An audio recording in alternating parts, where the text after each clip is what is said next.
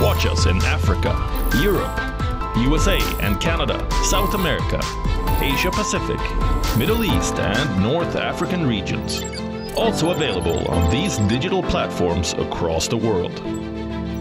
WION. World is one. The Earth is sending distress signals. Wildfires, droughts, and melting glaciers. Can we reverse the damage? Explore the harrowing effects of climate change. It's a wake-up call. Global emergency. Climate Tracker on WION World is One.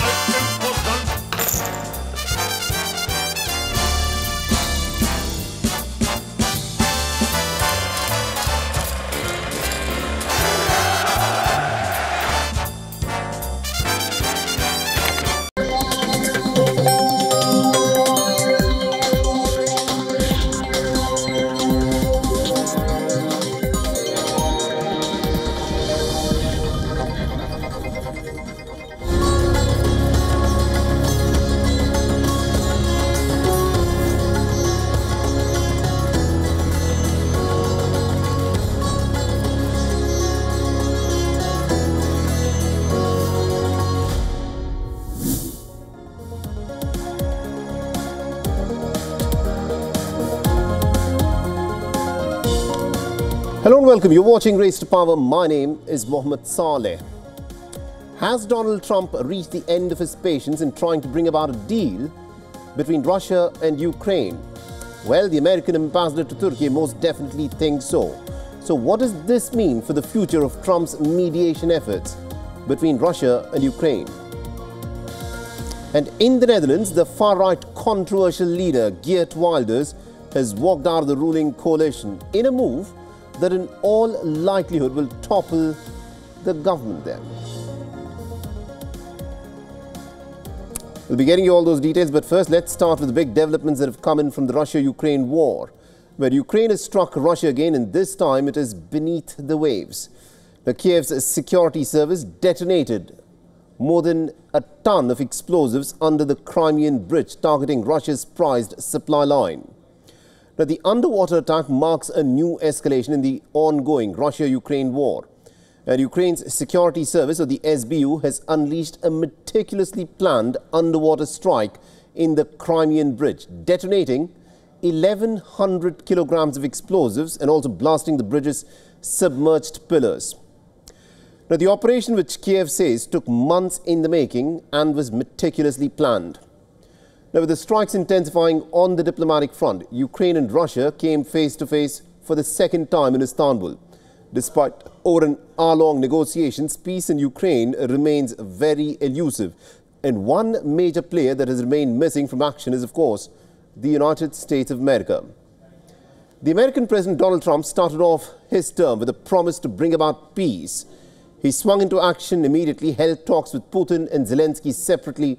But in recent months, the interest from Washington is seemingly dwindling.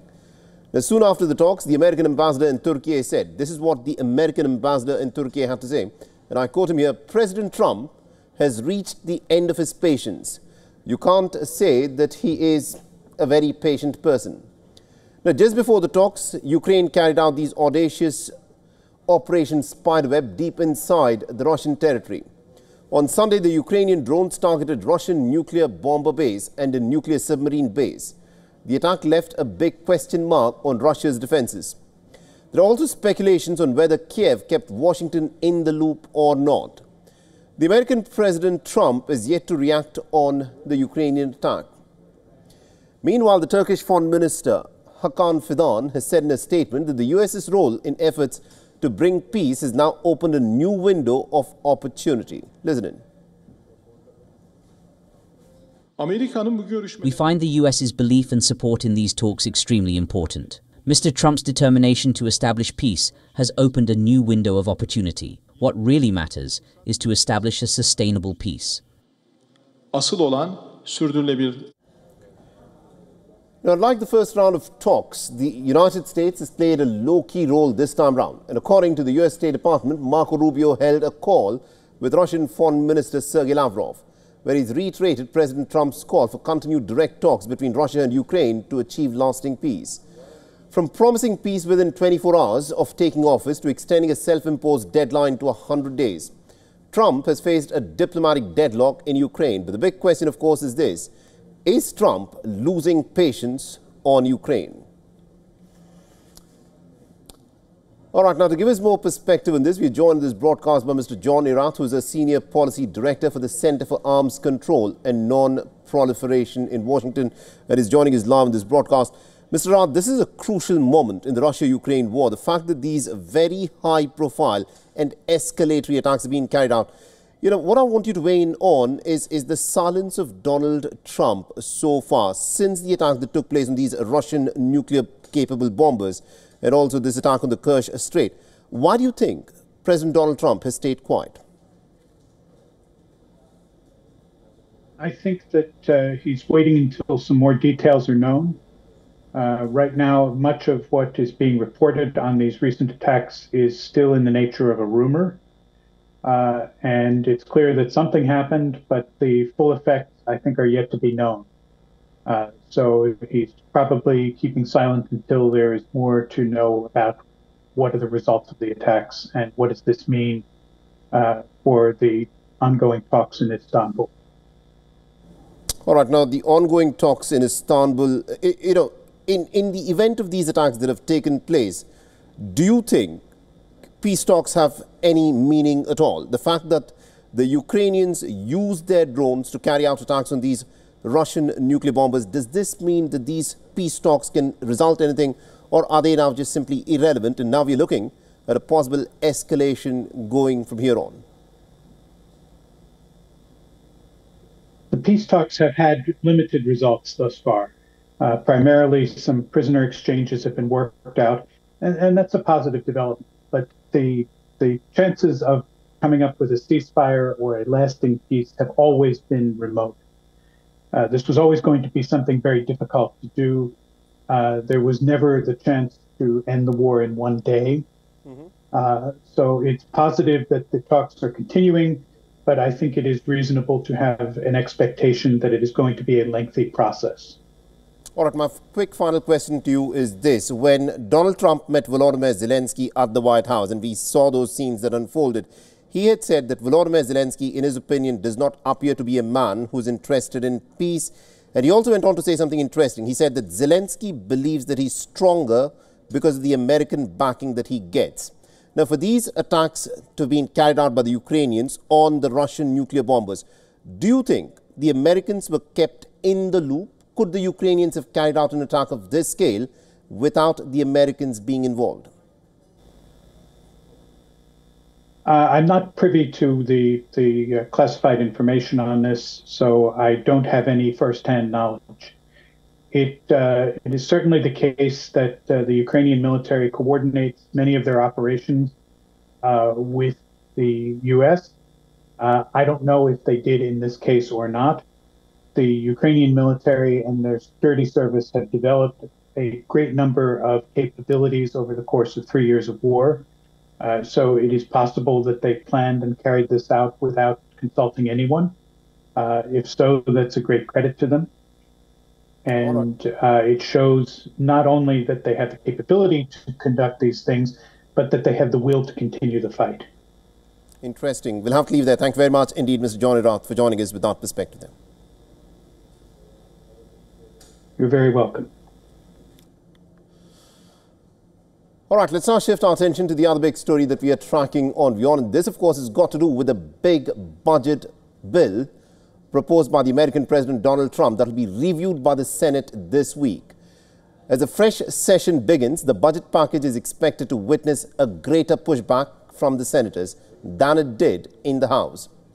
The House Speaker Mike Johnson has shifted his focus on the Republican senators, quoting the party lawmakers to ensure that there are minimal changes that are suggested to Donald Trump's one big budget bill.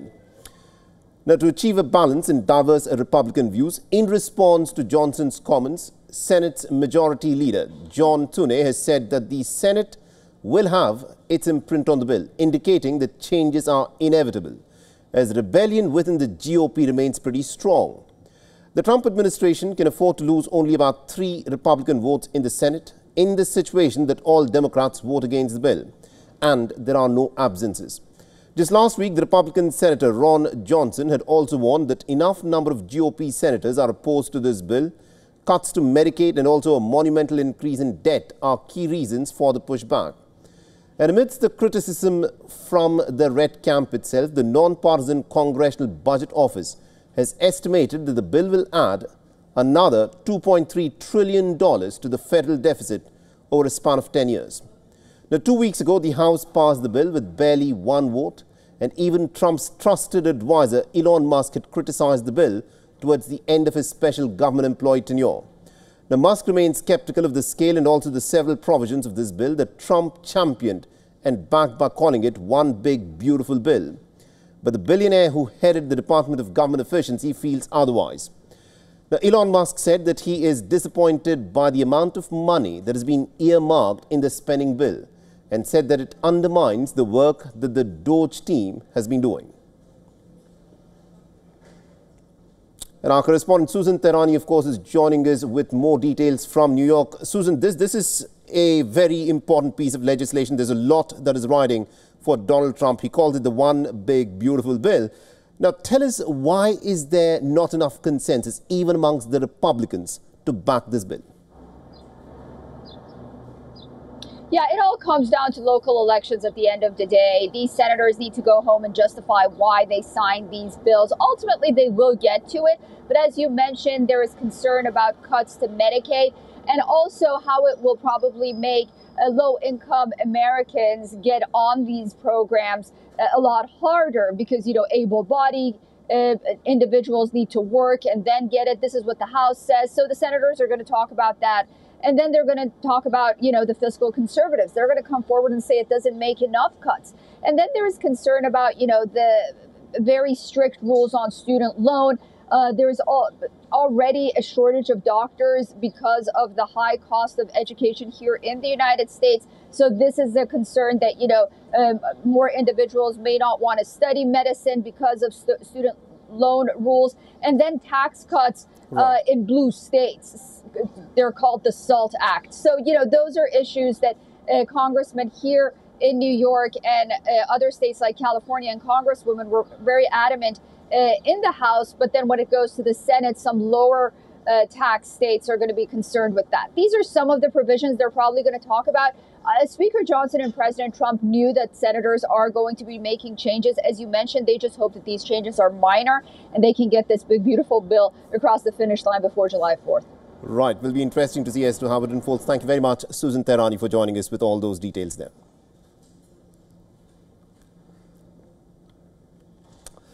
Let's now shift our attention to what is happening in South Korea. And the question here is this: who will be the next leader of South Korea? Millions of people have cast their vote. The polling ended a short while ago and the counting of votes has begun.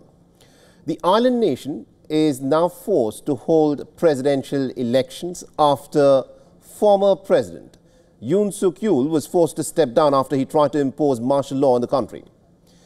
The Liberal frontrunner Lee Jae-myung and conservative rival Kim Moon-so are vying for the top spot. Final voting percentage is yet to be announced. And all 3 exit polls released by South Korean networks are predicting victory for the Liberal candidate Lee Jae-myung. The MBN exit poll projects a victory for Lee with about 49.2% of the votes. Another exit poll conducted by Channel OS projects 51.1% of the votes for Lee. The JTBC exit poll also projects Lee will clinch victory with about 50.6% of the votes. And as soon as the exit poll projections came out, People Power Party camp went silent, with the lawmakers expressing their disappointment. On the other hand, the camp that is projected to win erupted in joy. The Democrat Party lawmakers cheered as Lee Jae-myung was declared the winner by the exit polls. The snap elections are being held after 6 months of turmoil triggered by a shock martial law that was imposed by the former leader Yoon Suk-yeol, a conservative who was ousted and is now facing a trial. Our society has been filled with anxiety and division. I hope the next president can unite this divided society and show a new path. The next leader cannot be an authoritarian leader. The next leader has to suggest a new direction and let people have their freedom within that. Now, both frontrunners have cited the need for a new political system and economic model, as well as addressing deep divisions within the country. The National Election Commission will certify the result on the 4th of June.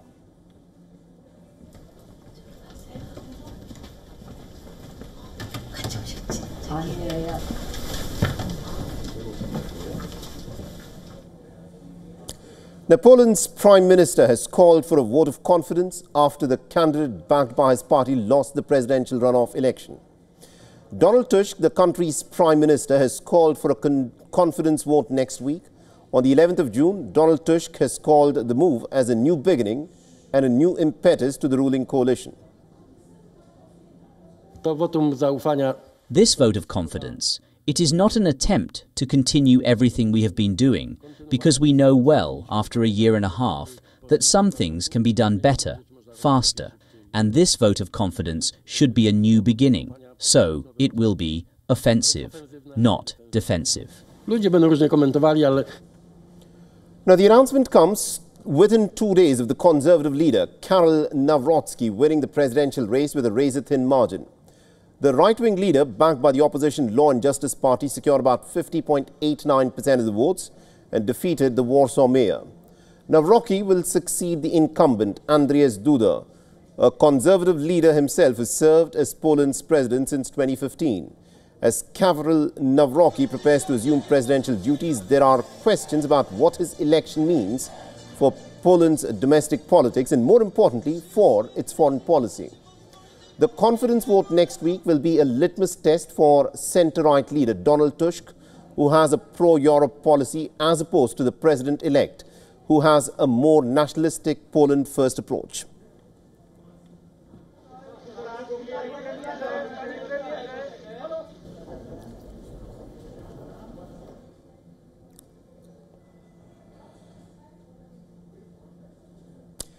Democratic process in Pakistan is delayed, and this time Prime Minister Shehbaz Sharif can be in trouble. The Pakistani Election Commission has issued a pretty stern warning directed to the country's Prime Minister and the Chief Minister of Punjab, raising concerns over the long-delayed local body elections. The Chief Election Commissioner has now declared that Prime Minister Shehbaz Sharif and the Chief Minister of Punjab could be summoned if the vote is delayed any further. The five-member bench of the Election Commission held a review meeting regarding delay in local government polls in Islamabad and Punjab. The Chief Election Commissioner did not mince any words, warning that it will be an embarrassment for the government if the Commission is forced to issue a formal order. He said that the ECP will now move forward on its own terms without waiting for any input from the Punjab government and will announce an election timeline at the next hearing. Local body elections have already been held in 3 other provinces and in cantonment areas. The term of the last local governments in Punjab had expired on the 31st of December 2021, and yet no new vote has been held since. Moreover, Punjab's local government laws have also been amended 5 times since 2019, and a 6th amendment is in the works. Now, the hearing was adjourned without a new date being set, but the message from the Election Commission was pretty clear. For Shehbaz Sharif and the Punjabi Chief Minister, the time is running out.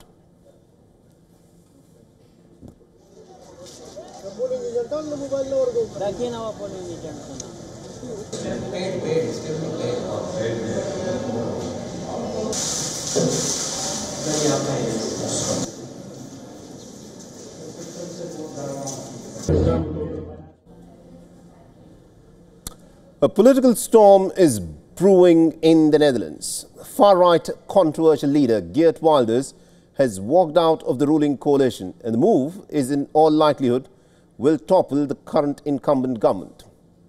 Now, the Geert Wilders-led PVV party quit the coalition over asylum migration into the country.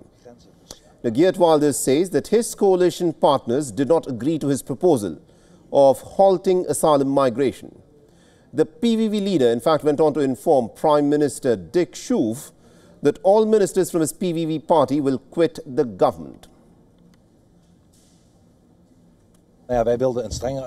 We wanted a stricter asylum policy, more than stated in the main coalition government agreement.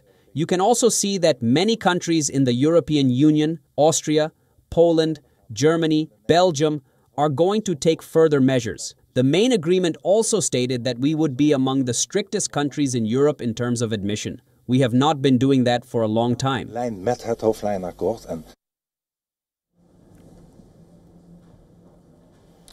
Last week, Geert Wilders had demanded for immediate support from the coalition parties on his proposal of complete halt on asylum migration, shutting down asylum shelters and sending the Syrian refugees back. However, Geert Wilders did not get the support that he was seeking. The Dutch Foreign Affairs Minister, who belongs to the New Social Contract Party, has slammed Geert Wilders for his move, calling it a scandalous and irresponsible decision. Irresponsible. There is war in Europe, a few hours from here in Ukraine. There is war around Europe and the Middle East. There are Trump's tariffs, all very important trade issues for an open economy Netherlands, and walking away from the table at that moment? I think it's scandalous. The Dutch citizens are also expressing hope that the political crisis in the country will be short-lived, with many expecting an election to take place pretty soon. I think there will be a new election, and Wilders will be the biggest party, so he can control it. So no more others who will annoy him. So he can do like Trump is doing, and other European country where extreme right is taking over. The Netherlands is expected to be run by a caretaker government until further clarity on if and when the elections take place. The political crisis comes just weeks ahead of a key NATO summit on defence spending, which the Dutch nation will be hosting.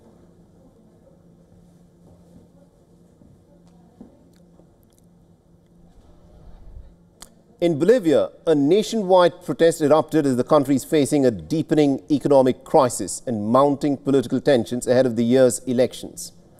Supporters of the former president Evo Morales and rural farmers blocked roads and demonstrated in major cities, denouncing the current government and also demanding for change.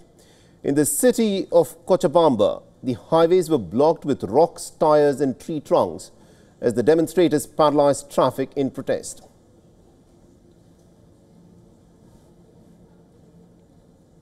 Now, Evo Morales, who led Bolivia from 2006 till 2019 as its first indigenous president, is in fact at the center of a renewed controversy after being barred from running in the upcoming elections.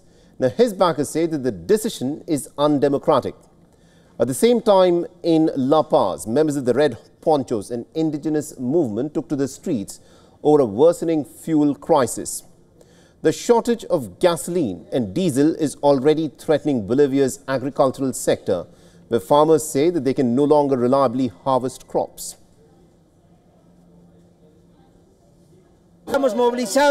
We are mobilized until the government resolves this in 72 hours.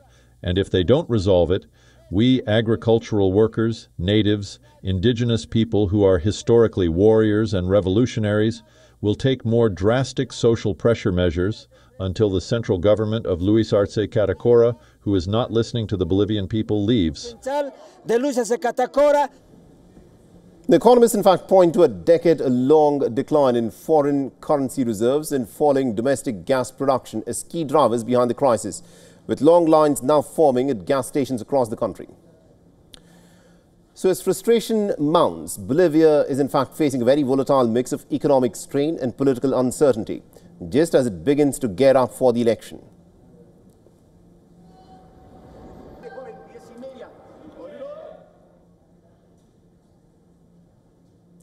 Resource-rich Mongolia is grappling with political uncertainty. Prime Minister Oyn Edian has resigned following weeks of public outrage over the allegations of corruption. The Prime Minister, in fact, lost a confidence vote in the 126-seat parliament before his defeat. The Prime Minister, in fact, warned that his ouster could threaten Mongolia's fragile democracy. In the parliament, he secured just about 44 votes, well short of the 64 that are needed to stay in power.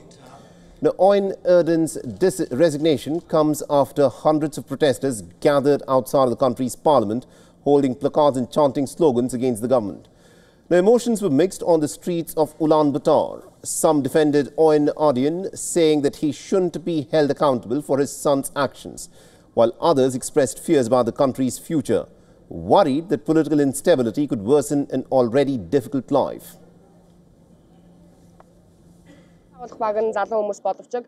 Even though this rally was organized by the youth, the people who joined the protest came from different age groups. I believe that the faith of these people, their love of freedom, and most importantly, their patience, demonstrated that Mongolian democracy is getting stronger. I support the Prime Minister. He has been fulfilling his duty. It is easy to criticize and call for resignation, but much harder to do the job and deliver results. The Prime Minister will remain in office in a caretaker role until a successor is elected, but his departure marks a critical moment for Mongolia's democracy.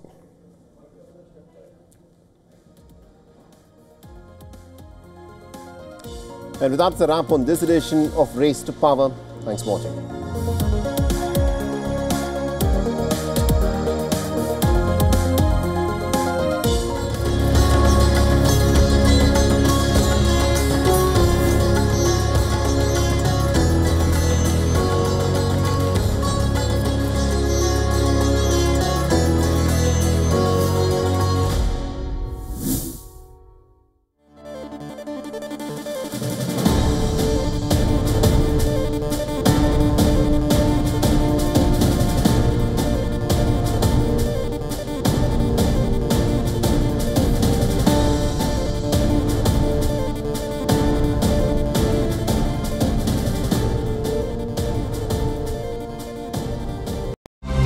To bring the benefits of the Subhash Chandra Show to your educational institution, teachers and students, send an invitation to Juhi Jha at juhi@such.org.in. The stress of our world can take a toll on our physical and emotional health. Here, in New York's Catskill Mountains, lies a luxurious place of healing called WION Wellness Center. The WION Wellness Center provides 500,000 square feet of natural methods to manage diabetes, hypertension, chronic pain, obesity, depression, anxiety, and other conditions. We use the traditions of centuries-old natural science from India, yoga, Ayurveda, acupuncture, and naturopathy in personalized programs that help you take charge of your own health. A minimum 5-day stay is recommended for best results. Book now at yo1.com. From the bustling trading floors of Wall Street to the vibrant exchanges of Asian stock markets, WION breaks it down for you to make sense of what's happening, as we reveal the key factors behind events, strategic battles, and the game-changing business decisions that shape the world. We bring you all of this and more on World Business Watch.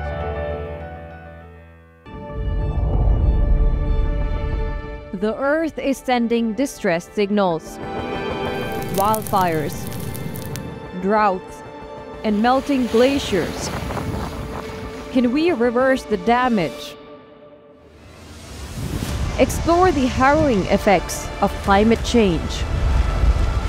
It's a wake-up call. Global emergency.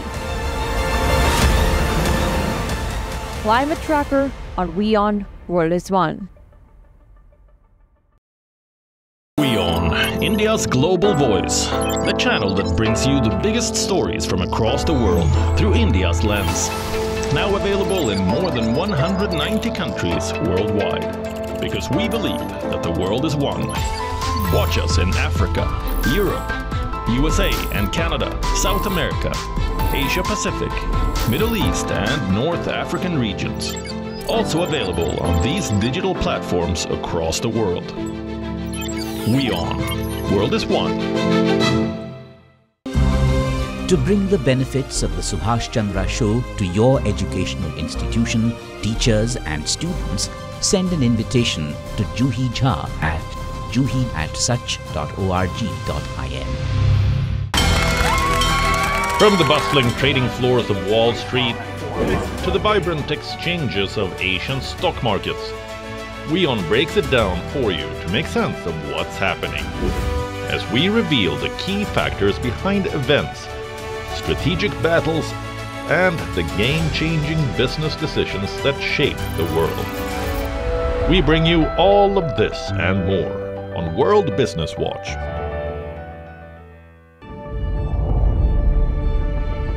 The Earth is sending distress signals. Wildfires, droughts, and melting glaciers. Can we reverse the damage? Explore the harrowing effects of climate change. It's a wake-up call. Global emergency. Climate Tracker on WION World is One.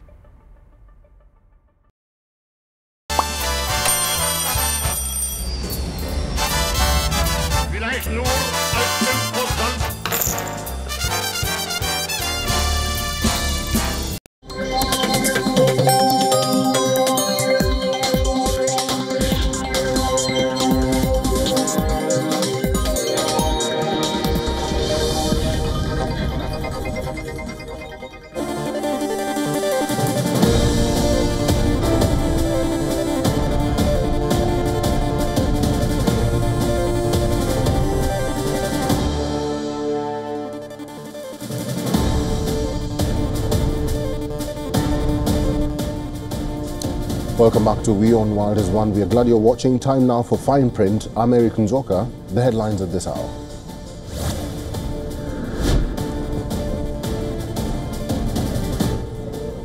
In another daring attack, Ukraine targets Crimean bridge, which links the annexed peninsula to Russia and has been widely targeted since Russia invaded in 2022.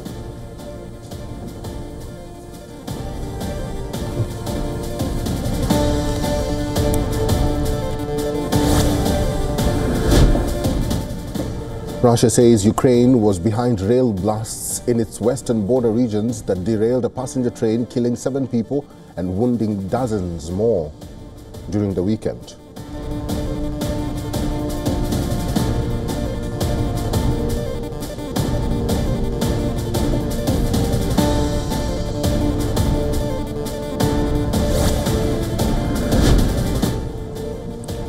Germany hosts US-led NATO exercise Baltops in the Baltic Sea.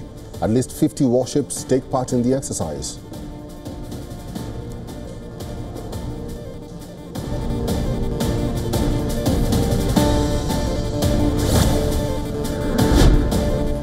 Rescuers say the Israeli military killed at least 27 people near a US-backed aid center in Gaza, with the army reporting it fired on suspects who advanced towards the troops.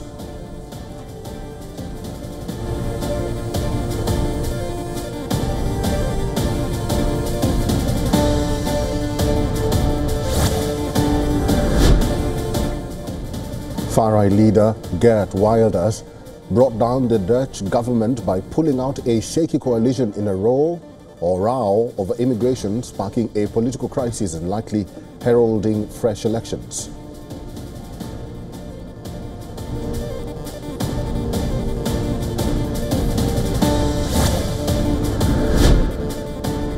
Flash